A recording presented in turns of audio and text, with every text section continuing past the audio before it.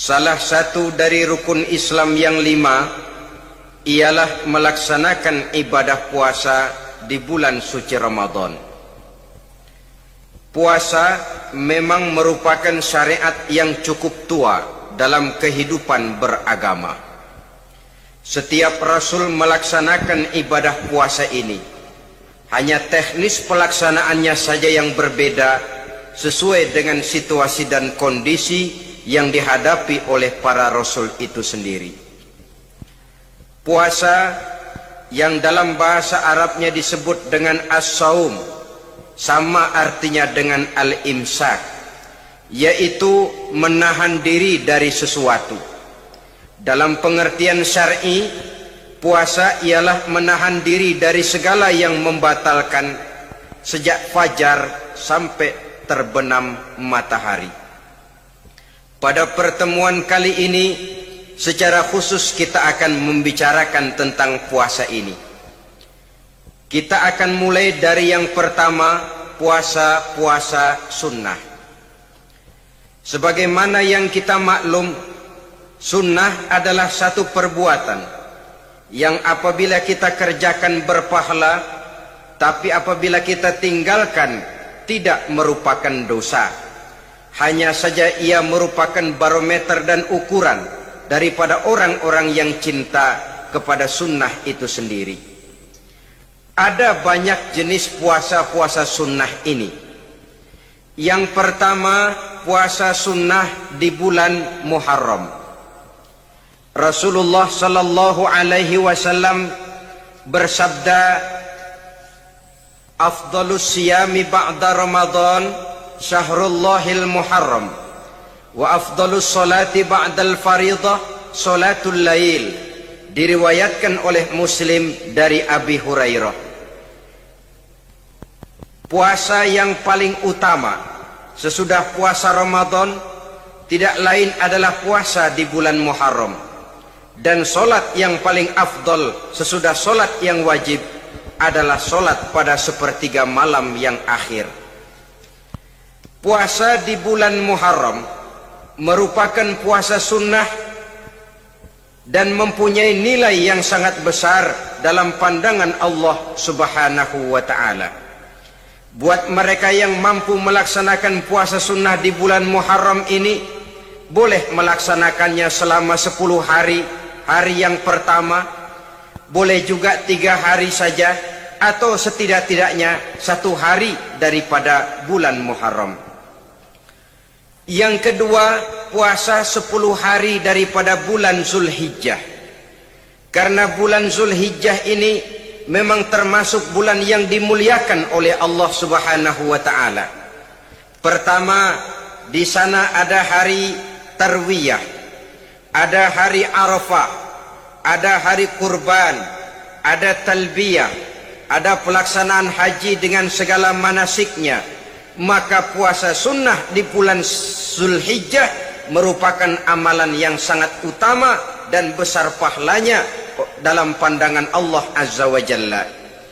Sebagian ulama menjelaskan, man shoma hazihil ayyam akramahullahu bi asyri asya'in. Siapa orang yang melaksanakan ibadah puasa sunnah pada hari-hari 10 di bulan Zulhijjah ini, Allah Subhanahu wa ta'ala akan memuliakannya dengan 10 macam perkara. Saudara, ini keuntungannya.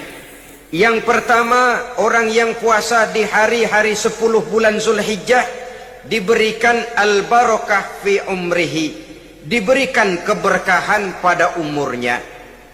Setiap kita ingin memperoleh umur yang berkah. Umur yang berkah itu yang bagaimana? Apa yang jumlahnya panjang? Mungkin. Tetapi yang jelas, umur yang berkah ini adalah umur yang bisa dipertanggungjawabkan di hadapan Allah Subhanahu wa ta'ala. Artinya, umur yang diisi penuh dengan kebajikan, umur yang diisi dengan segala macam kegiatan ibadah, dan umur yang dengan demikian sungguh pun kita sudah mati, jasad terkubur dalam tanah, nama kita akan tetap hidup, dikenal orang oleh karena kebajikan yang kita kerjakan. Saya kira akan lebih merupakan azab ketimbang nikmat kalau orang diberikan umur panjang tapi hanya untuk menumpuk-numpuk dosa saja. Kan lebih baik mana? Umur pendek banyak pahala, umur panjang banyak dosa. Lebih baik mana? Saya yakin yang paling baik tentu umur panjang banyak pahala. Paling sial umur pendek dosa melulu. Sudah diberikan umur pendek tidak seberapa, dosa berlipat ganda. Itu kalau orang kampung bilang tekor namanya. Rugi. Umur pendek hanya untuk menumpuk-numpuk dosa. Boleh jadi kalau umat-umat zaman dulu, saudara, mereka diberikan umur panjang. Nabi Adam, kita tahu Nabi Adam itu 2000 tahun umurnya. Nabi Nuh 950 tahun. Umatnya ya rata-rata segitu itu. Nah, kalau mereka misalnya punya umur 800 tahun, lalu 200 tahun mereka melakukan dosa, kan masih punya restan 600 tahun untuk taubat. Karena umurnya diberikan jatah panjang.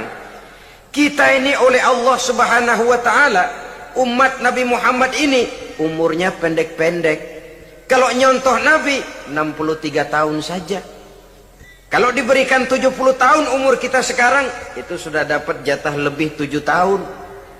Alhamdulillah bahwa Allah memberikan saat-saat, waktu-waktu, tempat-tempat yang punya nilai istimewa, sehingga umur yang pendek ini bisa bernilai panjang. Nilai ibadahnya bisa bernilai pahala seperti umat yang berumur panjang dahulu itu. Karena itu manfaatkan umur dengan baik, dan salah satu keberkahan daripada umur akan datang dengan melaksanakan ibadah puasa sunnah. Ini yang pertama. Yang kedua, az-ziyadatu fi malihi, diberikan tambahan hartanya, menjadi orang kaya. Kaya apa? Kaya hati setidak-tidaknya. Karena dengan tekun dan rajin melaksanakan ibadah puasa, yang segera tertanam dalam jiwa seseorang merasakan cukup di dalam kehidupan. Itulah dia orang yang paling kaya, orang yang hidupnya paling cukup. Kalau orang sudah merasa cukup dalam hidupnya, maka itulah dia orang yang kaya. Saudara-saudara kaum muslimin rahimakumullah, puasa sunnah memberikan tambahan harta, usahanya berkembang. Dengan demikian membawa keberkahan, hartanya makin bertambah, akan menunjang ibadahnya kepada Allah, lebih memantapkan dan membawa ketenangan dalam hidupnya. Itu termasuk berkahnya melaksanakan puasa sunnah itu. Yang ketiga, al-hifzu fi iyalihi, diberikan penjagaan, perlindungan terhadap keluarganya. Anaknya sehat, sanak famili dan handai tolannya terjaga dan terpelihara dari segala malapetaka, dari segala mara bahaya. Kesehatannya terjamin dan terpelihara. Itu sudah merupakan modal yang sangat besar di dalam kita mengarungi kehidupan. Sebab rasanya sulit untuk bahagia. Duit kita banyak, banyak sekali. Usaha kita selalu mendatangkan untung, untung yang berlipat ganda. Tapi sebentar-sebentar anak kita sakit, yang ampek, yang korengan, yang kena musibah, ndak karu-karuan sakit, berobat sampai jutaan rupiah. Itu kan sudah tidak membawa kebahagiaan. Uang masuk yang begitu banyak jumlahnya, habis akhirnya untuk berobat saja. Sebenarnya hitung-hitung ya seri-seri juga. Usaha berhasil, duit banyak, habis untuk berobat. Lah sama juga saudara-saudara. Jadi dengan demikian, biar duit kita banyak, asal keluarga pada sehat saja, udah enak bener itu. Duit banyak, ekonomi cukup, keluarga sehat, nikmat rasanya menjalani kehidupan ini. Yang kiamat sudah duit kagak barang seperak, keluarga ampek semua. Kiamat sudah. Saudara hadirin yang saya hormati, jadi yang ketiga, Allah memberikan pemeliharaan terhadap keluarganya. Satu kali orang dipelihara Allah, tidak satu kekuatan pun yang bisa mencelakakan. Satu kali orang disengsarakan Allah, tidak satu tenaga pun yang mampu menyelamatkannya. Itulah sebabnya perlindungan Allah, pemeliharaan Allah terhadap diri dan keluarga sangat kita perlukan di dalam kehidupan ini. Dengan melaksanakan ibadah puasa, kita mendekatkan diri kepada Allah. Dengan dekat kepada Allah, maka Allah pun dekat kepada kita. Sehingga dalam hadis qudsi dikatakan, ta'arraf ilallahi firraha ya'rifka fi syiddah. Ingatlah kepada Allah di waktu kamu senang, agar Allah ingat kepada kamu di waktu kamu susah. Yang kita laksanakan kadang-kadang sebaliknya. Waktu susah kita ingat Allah, waktu senang kita lupa Allah. Akhirnya nanti pada waktu kita melarat, kebelangsak, susah dan sebagainya, pertolongan tidak akan datang kepada kita. Benar, ta'arraf ilallah firraha ya'rifka fi syiddah. Ingatlah kepada Allah di waktu kamu susah, ingatlah kepada Allah di waktu kamu senang, agar Allah ingat kepadamu di waktu kamu mendapat kesusahan. Umumnya watak manusia memang kalau sudah dapat susah, ingat kepada Allah. Waktu duduk, waktu berbaring, sambil tidur, dalam segala keadaan Allah disebutnya, Allah dimintakan pertolongannya. Tapi dikala dia berada pada posisi di atas angin, merasa senang, bahagia, Allah terlupakan. Saudara-saudara kaum muslimin, itu yang ketiga. Yang keempat, at-takfiru li sayyiatihi. Orang yang melaksanakan puasa sunnah itu diampuni segala dosa dan kesalahan yang telah dilakukannya. Dan yang kelima, at-tad'ifu li hasanatihi. Diberikan balasan yang berlipat ganda dari segala kebaikan yang dikerjakannya. 1 bisa berbalas 7, 7 bisa berbalas 10, 10 masih berbalas 100, masih ditambah dengan wallahu yudha'ifu liman yasha. Allah melipat gandakan pahala orang-orang yang dikehendakinya. Maka carilah satu kebaikan yang apabila kita kerjakan, dosa akan dihapus dan nilai pahalanya menjadi berlipat ganda. 1 kali kita bekerja, 2-30 bisa kita raih dan kita jangkau. Yang keenam, orang yang melaksanakan puasa sunnah di bulan Zulhijjah, at-tashil li sakarati mautihi. Diberikan kemudahan pada saat menghadapi sakaratul maut. Maut a mysterious problem. Dia adalah pintu yang setiap orang pasti akan memasukinya. Bahwa mati adalah mati, itu semua kita tahu. Tapi hakikat orang pada saat menghadapi mati itu kan berbeda-beda. Ada yang matinya itu gampang sekali. Persis orang tidur saja, tidak nampak gelisah, tidak bikin susah yang hidup, tidak gelimpangan di tempat tidur, persis seperti orang mau tidur saja. Ada yang sulit sekali menghadapi sakaratul maut, gelimpangan di tempat tidur, bikin bingung orang yang nunggu, kadang-kadang seperti kerbau digorok lehernya. Saudara-saudara, sulit menghadapi sakaratul maut. Oleh karena itu, Rasulullah sallallahu alaihi wasallam sering beliau itu kalau berdoa membaca Allahumma hawin alayya fi sakaratil maut. Ya Allah, mudahkan saya di dalam menghadapi sakaratul maut. Rasulullah saja, saudara, orang yang ibadahnya paling banyak, orang yang hatinya paling bersih, orang yang akhlaknya paling luhur, masih berdoa semacam ini. Mohon dimudahkan oleh Allah agar mudah menghadapi sakaratul maut. Apalagi kita. Terus terang kita ini paling-paling kelas mukhtalid. Bangsa sama pahala mau sama dosa doyan. Lebih perlu lagi menghadapi sakaratul maut. Sehingga apabila malaikat maut datang menjemput nyawa kita, dimudahkan, jangan dibikin sulit, supaya mudah. Jadilah orang baik-baik.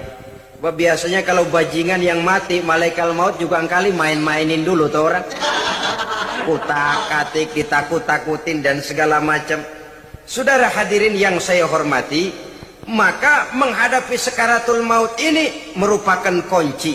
Apakah seseorang bisa husnul khatimah atau bisa su'ul khatimah? Salah satu jalan untuk memudahkan diri menghadapi sakaratul maut, melaksanakan puasa sunnah di bulan Zulhijjah ini. Yang ketujuh, ad-diya'u li zulumati qabrihi, diberikan terang di alam kuburnya. Kubur, saudara tahu, saudara tentu sering lihat orang dimasukkan ke liang lahat, ditutup dengan papan, dinding ari kata kita di kampung, lalu diuruk lagi dengan tanah. Dalamnya liang lahat, gelapnya liang lahat, gelapnya diuruk dengan tanah, gelapnya di dalam kubur, tiga gelap yang menjadi satu, bapak moyangnya gelap. Puasa sunnah ini merupakan terang di alam kubur kita nanti. Yang kedelapan, at-tasqil limizanihi, diberikan keringanan pada timbangan di hari akhirat nanti. Bahwa setelah dibangkitkan dari kubur, setiap kita akan menghadapi perhitungan, akan ditimbang segala macam kebaikan dan segala macam kejahatan yang pernah kita lakukan di dalam kehidupan. Orang yang melaksanakan ibadah puasa sunnah, at-tasqilu limizanihi, diberikan keringanan timbangan hari akhiratnya nanti. Yang kesembilan, an-najah minal bala, diberikan keselamatan dari segala macam bencana. Dan yang ke-10, as-su'ud ala darajatihi, diberikan ketinggian, naik derajatnya. Derajat di dunia, lebih-lebih lagi derajat di akhirat nanti. Ini keutamaan yang diberikan Allah Subhanahu wa ta'ala kepada mereka yang melaksanakan ibadah puasa 10 hari di bulan Zulhijjah menurut penjelasan sebagian dari para ulama kita. Jadi setelah puasa Muharram ada lagi puasa Zulhijjah. Kemudian puasa sunnah yang ketiga, puasa sunnah pada hari Senin dan hari Kamis. Apa sumber hukumnya? Diriwayatkan oleh Imam Muslim dari Abi Qatadah. Rasulullah sallallahu alaihi wasallam ditanya tentang puasa pada hari Senin. Kenapa Rasul melakukan itu? Beliau menjawab, zalika yaumu wulidtu fihi wa yaumu bu'istu au unzila alayya fihi. Hari Senin itu adalah hari di mana aku dilahirkan dan hari di mana aku dibangkitkan. Wahyu pertama turun kepadaku pun pada hari itu. Maka sunnah melaksanakan puasa pada hari itu.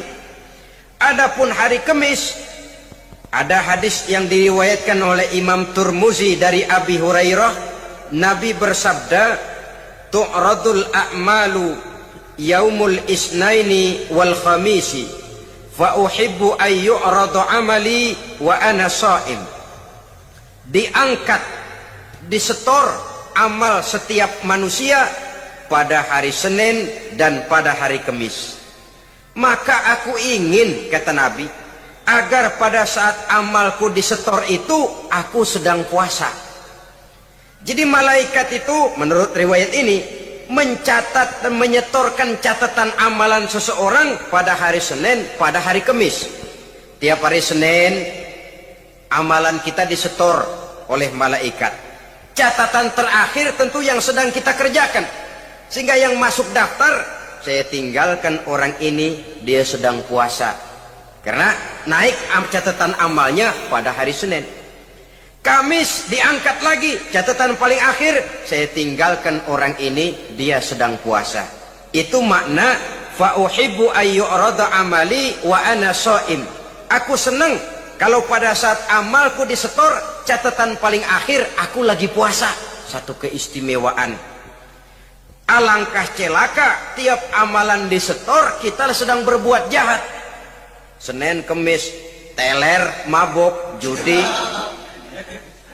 Tiap amalan disetor catatan akhirnya, saya tinggalkan si fulan lagi teler. laporan Senin. Kemis laporan lagi, saya tinggalkan si fulan lagi mirit kartu. Saudara hadirin yang saya muliakan, alangkah jeleknya catatan kita. Oleh karena itu sunnah puasa pada hari Senin dan hari Kemis. Ini amalan sunnah saudara-saudara. Dan oleh karena ini amalan sunnah, sebagian ulama memberikan penjelasan, walaupun lupa niat, kalau sudah malam itu lupa niat, boleh niatnya sudah siang puasa sunnah ini, dengan catatan dari pagi belum makan apa-apa. Malam saudara lupa, tahu-tahu ingat ini hari Senin, ini hari Senin, dah jam 10, niatlah jam 10 itu, sah puasanya asal dari pagi belum makan apa-apa. Tapi kalau sudah dapat 2 piring baru niat jam 10, itu lain, ngojek namanya. Jadi puasa sunnah yang ketiga, puasa pada hari Senin dan hari Kamis. Yang keempat, puasa jenis sunnah yang keempat, puasa 6 hari di bulan Syawal. Diriwayatkan oleh Imam Muslim dari Abi Ayyub bahwa Nabi bersabda, "Man shoma Ramadhana summa atba'ahu sittan min Syawal kana kasyamid dahri."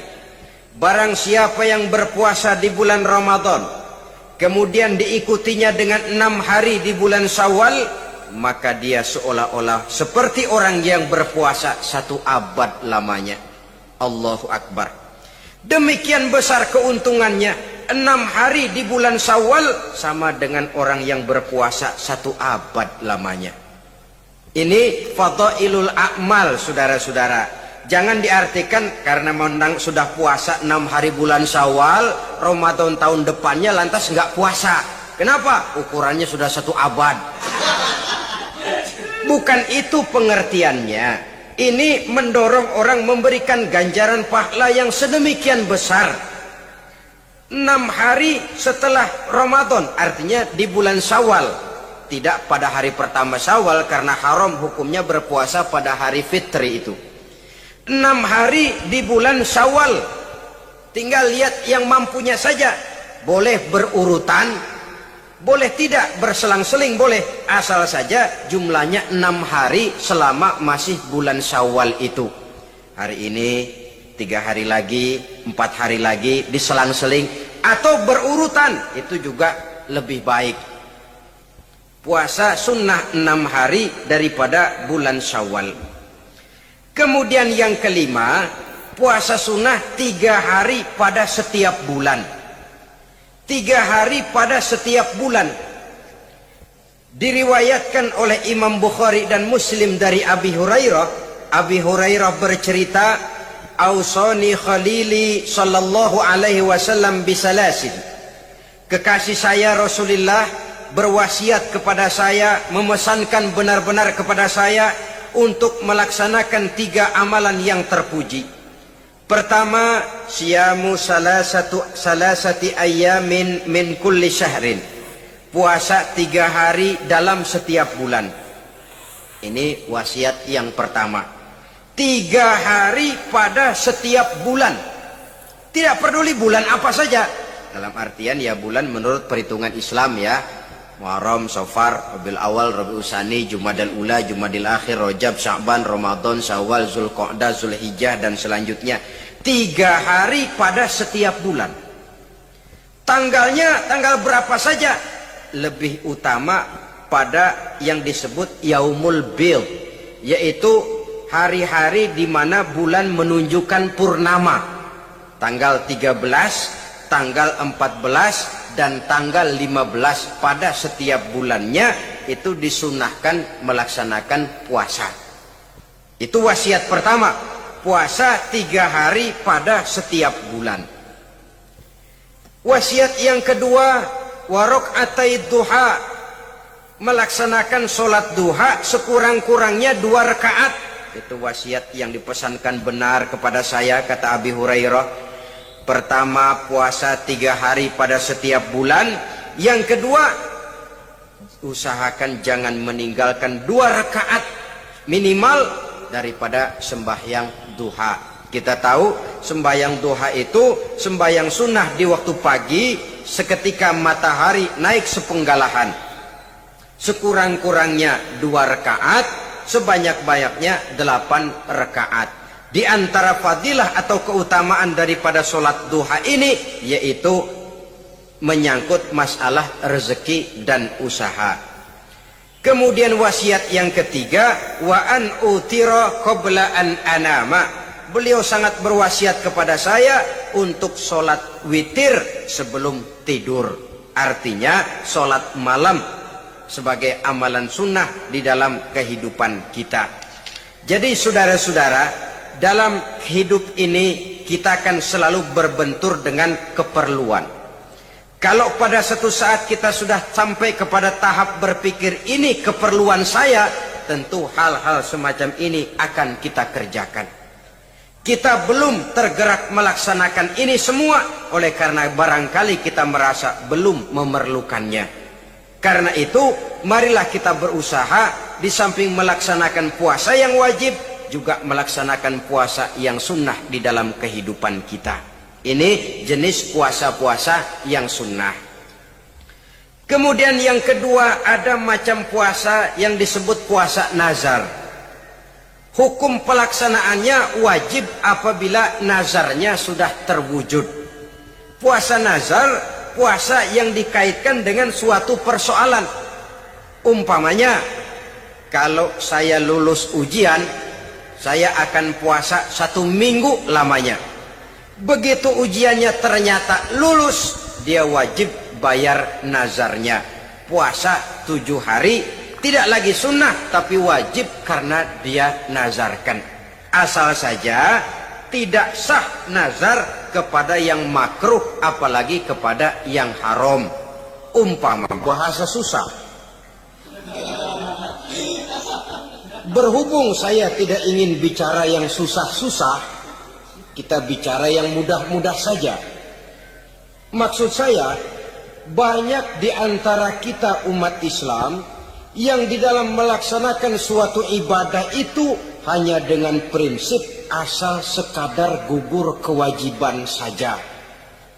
Akibatnya, sampai sejauh mana ibadah itu berhasil membentuk kepribadian diri kita, kita jarang mengadakan evaluasi dan penilaian. Sholat yang penting gugur kewajiban. Puasa yang penting sudah gugur kewajiban. Haji yang penting sudah gugur kewajiban. Maka jangan heran kalau itu yang jadi prinsip, ibadah lantas tidak punya dampak dalam membentuk kepribadian diri. Banyak orang yang rajin sholat tapi munkarnya jalan terus. Sampai kadang-kadang kita bingung, yang sembahyang dia, yang nyolong dia. Puasanya kelihatannya tekun, tapi tidak punya kepekaan sosial. Sama yatim piatu bersifat masa bodoh, sama fakir miskin malah gemes.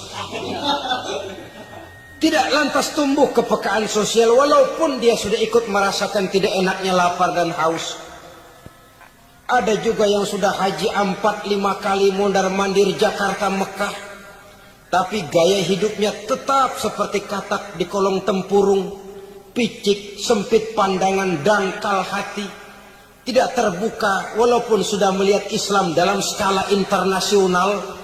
Yang dia lihat, yang dia saksikan, yang dia pandang, tidak sanggup menggugah dan mengubah jiwanya, tidak bisa mewarnai pandangan hidupnya. Inilah akibatnya kalau ibadah hanya dikerjakan dengan prinsip asal sekadar gugur kewajiban. Hasilnya yaitu tadi, hajinya cuma menang topi putih sama serban. Sholatnya cuma prinsip asal gugur kewajiban. Begitu juga puasanya, begitu juga zakatnya dan ibadah-ibadah lainnya. Bukan tanpa satu maksud, jikalau Allah Subhanahu wa ta'ala memerintahkan kita melaksanakan ibadah puasa di bulan suci Ramadan, Bahkan maksud itu sangat jelas nampak pada penghujung ayat yang memerintahkan kita puasa. Ya ayyuhalladzina amanu kutiba alaikumus syiyam kama kutiba alal ladzina min qablikum la'allakum tattaqun.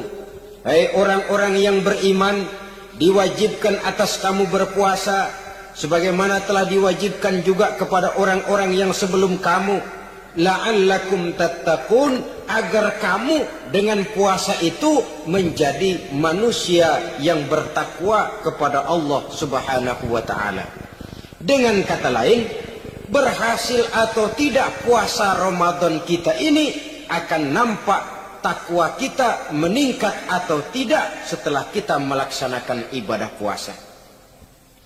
Sehingga kalau orang mengatakan Ramadan itu merupakan month of training, bulan latihan, keluar latihan tentu harus semakin naik dan baik gaya kehidupan kita. Jadi tujuan utama daripada pelaksanaan ibadah puasa adalah untuk membentuk manusia yang bertakwa. Nah, takwa itu kata Imam Qusairi hurufnya ada 4. Ta, qaf, wawu, ya. Masing-masing huruf ini merupakan simbol dari pribadi orang yang bertakwa yang dibina dan dibentuk oleh pelaksanaan puasanya. Mari kita lihat. Huruf ta adalah lambang dari sifat tawadhu, rendah hati. Orang yang bertakwa, orang yang tidak mempunyai sifat sombong.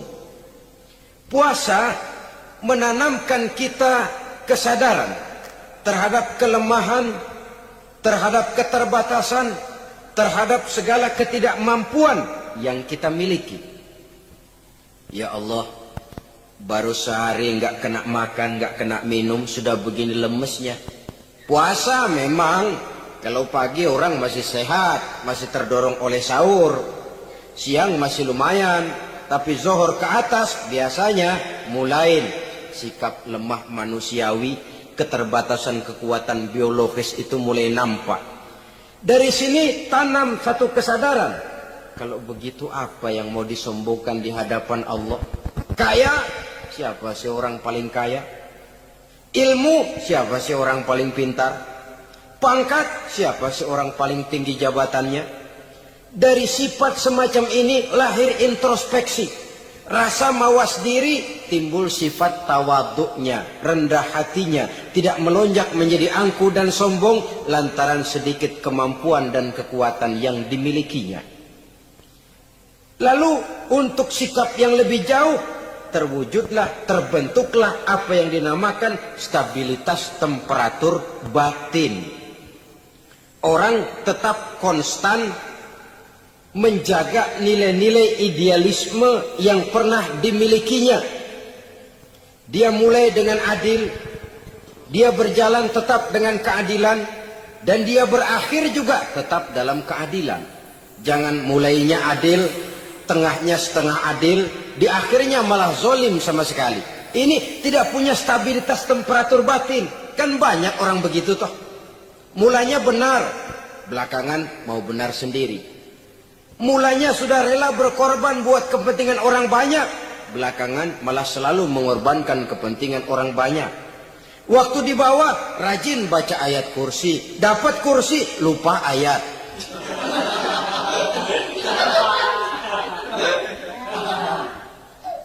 Ini cerminan dari orang yang tidak punya stabilitas temperatur batin.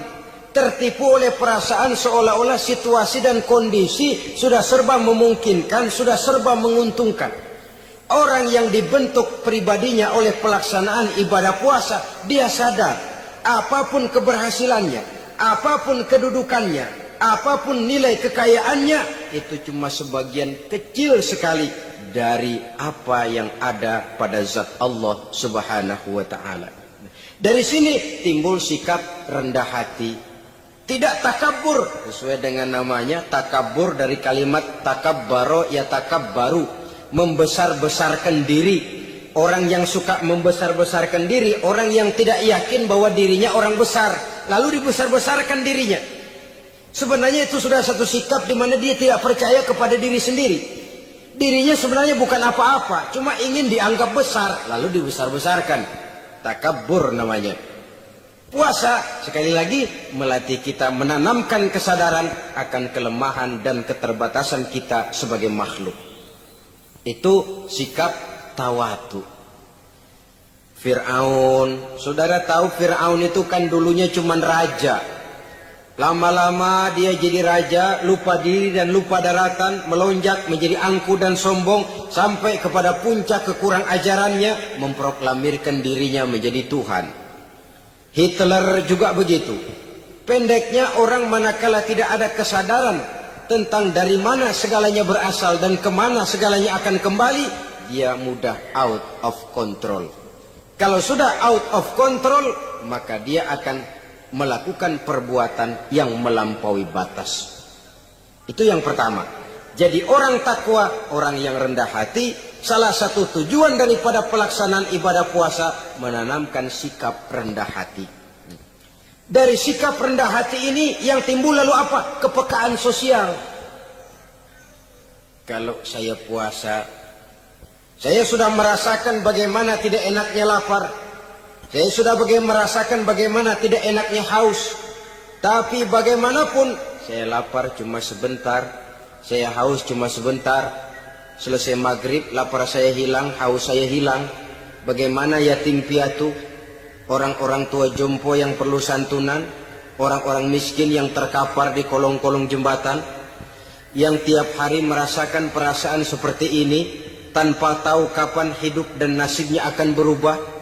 Tidur beratapkan langit, berselimut koran. Kalau demikian, saya ini beruntung. Kalau demikian, apa yang bisa saya lakukan untuk mereka? Kepekaan sosial ini lalu timbul dalam apa yang orang sekarang namakan solidaritas kesetiakawanan sosial. Hidup tidak hanya untuk kepentingan diri dan perutnya sendiri saja, tapi mau menolong, mau membantu orang yang memang memerlukan bantuan dan pertolongan itu sendiri. Jangan setelah tahu lapar tidak enak, haus tidak enak, tapi kita tidak mau tenggang rasa, tidak mau timbang rasa. Begini loh tidak enaknya lapar, begini loh tidak enaknya haus. Ini terjadi pada diri saya. Saya masih mampu, masih berbuka puasa. Bagaimana yang tiap hari merasakan seperti ini? Tidak Ramadan, tidak Syawal, tidak Zulqa'dah, tidak Zulhijjah. Selalu kelaparan dan kehausan. Dari sana timbul kepekaan sosial. Lalu lahirlah sikap pemurah, dermawan, mau menoleh ke kiri dan ke kanan. Bahkan Al-Quran itu sampai mengancam betul.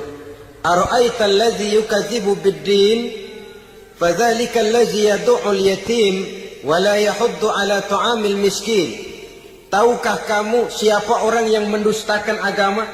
Beragama tapi mendustakan agama. Islam katanya tapi mendustakan Islam. Salat dia tapi mendustakan salat. Puasa dia tapi mendustakan puasa. Siapa mereka itu? Fadzalika allazi yad'ul yatim. Merekalah orang-orang yang meninggalkan anak-anak yatim.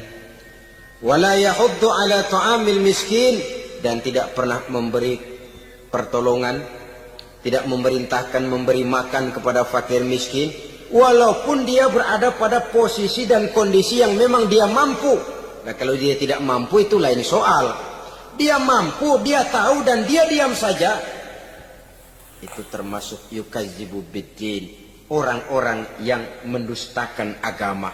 Berlindung kita kepada Allah, jangan sampai termasuk ke dalam kelompok itu. Yang kedua, saudara, huruf takwa itu qaf. Qaf adalah lambang dari sifat qanaah. Qanaah artinya merasa cukup. Puasa melatih kita untuk bersikap cukup dalam hidup. Kalau kita perturutkan menjelang saat berbuka, menunggu waktu berbuka, istilah orang di Jawa Barat ngabuburit katanya. Kita menunggu saat berbuka, segalanya saja ingin kita beli. Segalanya saja ingin kita minum, semuanya saja ingin kita makan. Sebab nafsu sudah begitu berupa, perut sudah sedemikian lapar, kerongkongan sudah sedemikian haus, rasanya semuanya saja ingin kita telan. Tapi tahukah kita bahwa setelah maghrib berbunyi, berapa banyak yang kita makan, berapa banyak yang kita minum? Sesuaikah dengan keinginan kita tadi siang? Tadi siang semuanya ingin kita makan, tadi siang semuanya ingin kita minum. Setelah berbuka, berapa banyak yang kita makan, berapa banyak yang kita minum? Itulah kehidupan. Segalanya ingin kita kuasai, segalanya ingin kita punyai, tapi berapa sih yang benar-benar kita perlukan? Maka orang kaya hakikatnya adalah orang yang hidupnya cukup. Orang miskin hakikatnya adalah orang yang selalu merasa kurang. Bagaimanapun besar rumah kita, banyak uang kita, berpuluh kendaraan kita, kalau hidup selalu merasa kurang, itu artinya kita masih miskin. Maka jikalau ingin menjadi orang kaya, kuncinya hakikatnya cuma satu, hati kita merasa cukup dengan yang diberikan Allah, bersyukur atas segala nikmatnya, dan dengan syukur itu, nikmat itu akan ditambah oleh Allah Subhanahu wa ta'ala. Puasa menimbulkan sifat qanaah, dan qanaah adalah watak daripada orang-orang yang bertakwa kepada Allah Subhanahu wa ta'ala. Bukankah manusia di dalam berhadapan dengan harta persis seperti orang minum air laut? Makin diminum makin haus, makin diminum makin kering tenggorokan. Begitulah orang berhadapan dengan materi. Tadinya dia akan senang kalau dia merasa punya tanah ratusan hektar. Sudah ratusan hektar, tidak cukup ngelamun lagi. Alangkah nikmatnya kalau bisa beli gunung. Gunung dibeli. Sudah punya gunung, lihat laut. Aduh, kalau laut juga bisa dibeli, beli lagi laut. Sudah punya laut, lihat ke atas langit, ada yang jual apa enggak ya?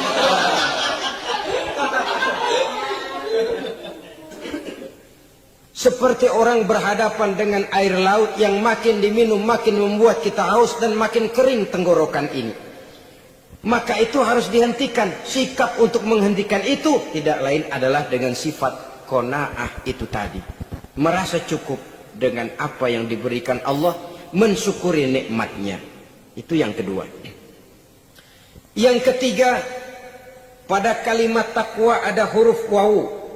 Wawu adalah simbol dari sifat wara dengan ain. Wara, orang yang terpelihara dirinya baik dari yang subuhat, lebih-lebih dari yang haram. Subuhat, saudara tahu, barang yang remeng-remeng. Tapi sungguh pun remeng-remeng, kira-kira prosentasenya 70-30. 70% haram, 30% kemungkinan halalnya. Maka yang subuhat lebih baik dijauhi daripada diambil. Orang yang punya kepribadian wara, dirinya terpelihara, jangankan dari yang haram, dari yang subuhat saja dia sanggup menjaga dan memelihara dirinya. Oleh karena itu saya heran, kalau orang di bulan Ramadan dia sanggup menjaga diri di waktu siang dari jenis makanan yang halal, dari jenis minuman yang haram. Ada tahu nganggur di meja siang, enggak dia makan. Ada air teh nganggur di meja siang, enggak dia makan. Padahal itu jenis makanan dan minuman yang halal. Tapi ketika datang maghrib, dia berbuka dengan makanan-makanan yang dibeli dari uang yang dihasilkan dengan cara yang haram. Bukankah itu sesuatu yang terbalik? Bukankah dengan demikian sudah tidak lagi menimbulkan sikap yang bisa memelihara dan menjaga kepribadian diri? Orang yang membiasakan diri terpelihara dari yang subuhat apalagi yang haram, maka baik yang dipakainya, yang diminumnya, yang dimakannya, terdirilah dari barang-barang yang baik yang dihalalkan oleh agama. Wara. Kemudian yang keempat, pada huruf kalimat takwa ada huruf yakin. Huruf ya, simbol dari sifat yakin. Orang yang puasa dibentuk kepribadiannya mempunyai satu keyakinan yang tangguh Dan keyakinan adalah ciri daripada orang yang takwa. Kita lihat, yang dipanggil melaksanakan ibadah puasa ini kan iman. Karena memang sulit untuk melaksanakan puasa kalau tidak iman yang jadi dasar. Setidaknya seperti sudah pernah saya sampaikan, ibadah puasa ini memang sulit terkena penyakit show. Kalau kita sholat barangkali terangsang karena kelihatan orang lain. Kalau kita pergi haji mungkin jadi sugesti karena orang banyak tahu. Kalau kita bayar zakat mungkin kita jadi terangsang karena banyak orang lihat. Tapi kalau sudah puasa, puasa itu kan yang tahu cuma kita dan Allah saja. Ya, kita sholat, orang lain lihat, kita jadi rada semangat. Kita pergi haji, orang lain banyak ngantar, kita semangat. Kita bayar zakat, orang lain banyak saksikan, kita bersemangat. Tapi kita puasa, siapa yang mau nyaksiin kita puasa? Siapa yang mau memuji kita puasa? Siapa yang mau menyanjung kita puasa? Itu cuma urusan kita dan Allah saja. Oleh karenanya, dasar daripada pelaksanaan ibadah yang satu ini tidak lain keyakinan. Karena keyakinan yang jadi dasar, biar lapar melilit perut, biar haus mencekik tenggorokan, segalanya jadi terasa indah dan nikmat. Untuk satu keyakinan, penderitaan akan merupakan kenikmatan. Tidak ada kerja yang lebih indah selain kerja yang didasarkan kepada satu keyakinan bahwa yang kita kerjakan itu adalah sesuatu yang benar. Dalam hal ini, sesuatu yang diperintahkan oleh Allah Subhanahu wa Ta'ala kepada kita. Saudara-saudara kaum muslimin rahimakumullah, demikianlah titik evaluasi kita. Jangan berpuasa hanya dengan prinsip asal sekadar menggugurkan kewajiban saja, yang akan berakibat Ramadan tahun ini berakhir begitu, Ramadan tahun depan berakhir begitu, dan dari tahun ke tahun kita hanya terjebak menjalani rutinitas ritualnya saja. Bahkan kadang-kadang yang nyata betul, Nabi menganjurkan tingkatkan ibadah pada 10 hari yang akhir di bulan Ramadan. Tanggal 20 sampai akhir Ramadan. Yang kita praktekkan malah kegiatan ibadah kita justru menurun pada 20 Ramadan yang akhir. Coba lihat 20 Ramadan ke atas. Itu pasukan tarawih paling kelas 60-70 tahun ke atas. Kemana yang lain? Sudah berpikir menghadapi lebaran, berpikir pulang mudik, berpikir macam-macam. Akibatnya konsentrasi ibadah lalu buyar. Dianjurkan Rasul, tingkatkan ibadah pada 10 hari yang terakhir. Kita malah makin ke akhir, makin lancip.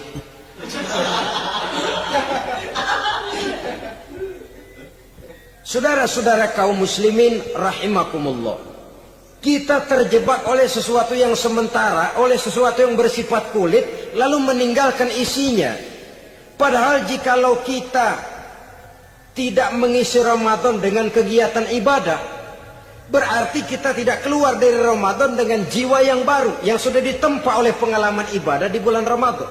Artinya kita tidak kembali kepada fitrah, kesucian seperti saat kita dilahirkan. Lalu kalau kita tidak kembali kepada fitrah, apa yang mau kita rayakan pada Idul Fitri itu? Di mana letak kegembiraan kita? Di mana letak kebahagiaan hati? Kembalikah kita kepada fitrah? Tidak. Benarkah puasa yang kita kerjakan? Kelihatannya juga tidak. Adakah dampak dari pelaksanaan ibadah dalam pribadi kita? Tidak. Kadang-kadang Ramadan selesai malah teriak, merdeka.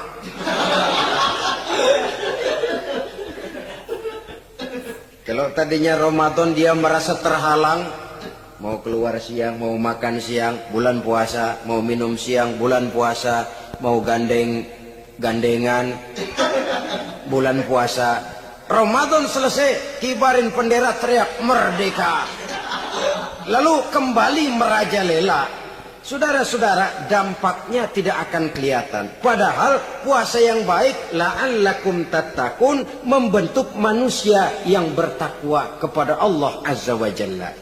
Nah, sekarang apa kemudahan dan keistimewaan yang akan diberikan Allah kepada mereka yang sampai kepada tingkat takwa ini? Al-Quran menjelaskan pertama, wa may yattaqillaha yaj'al lahu makhraja. Barang siapa yang bertakwa kepada Allah Subhanahu wa taala, maka dia akan diberikan makhraja. Makhraja itu jalan keluar dari segala macam kesulitan. Jalan keluarnya ada saja. Menurut ukuran kemampuan dia tidak mungkin, mustahil, tidak bisa, mana mungkin. Tapi pada waktunya ada saja jalan keluarnya. Termasuk jenis yang yaj'al lahu makhraja. Orang yang bertakwa kepada Allah selalu diberikan jalan keluar dari segala kesulitan yang dihadapinya. Siapa sih orangnya yang tidak pernah sulit dalam hidup ini? Siapa orang yang tidak pernah mengalami kesulitan? Tapi kadang orang menilai, itu kelihatannya hidupnya enak aja ya. Kayaknya gak pernah mengalami kesulitan. Sebenarnya bukan tidak pernah mengalami kesulitan. Allah selalu memberikan jalan keluar dari segala kesulitan yang dihadapinya.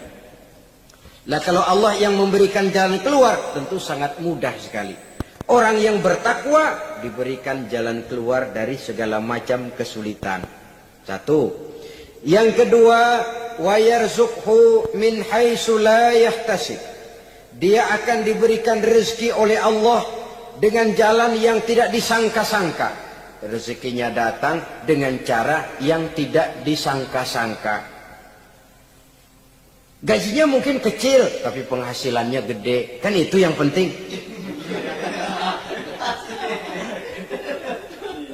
Gaji dengan penghasilan kan lain tuh. Boleh jadi gaji kecil, asal penghasilan gede, kan nikmat hidup itu. Nah, penghasilan ini ada yang bisa kita perkirakan. Bisa kita perkirakan. Misalnya gaji itu tadi. Kalau saya kerja, gaji saya begini. Ada rezeki yang masuk jenis min haitsu la yahtasib. Tidak kita sangka-sangka. Tidak kita duga-duga. Tahu-tahu ada saja rezeki. Datang orang, bawa persoalan yang mendatangkan hasil. Sebab rezeki, jodoh, maut memang seperti bayangan. Kita uber-uber dia lari, kita diem dia diem. Kan gemes ini loh. Bayang-bayang itu begitu, kita kejar dia lari. Rezeki juga begitu. Kita diem, dia diem. Setengah mati yang namanya rezeki kita cari, kita uber, ngobek sampai ratusan bohong kita kerjain.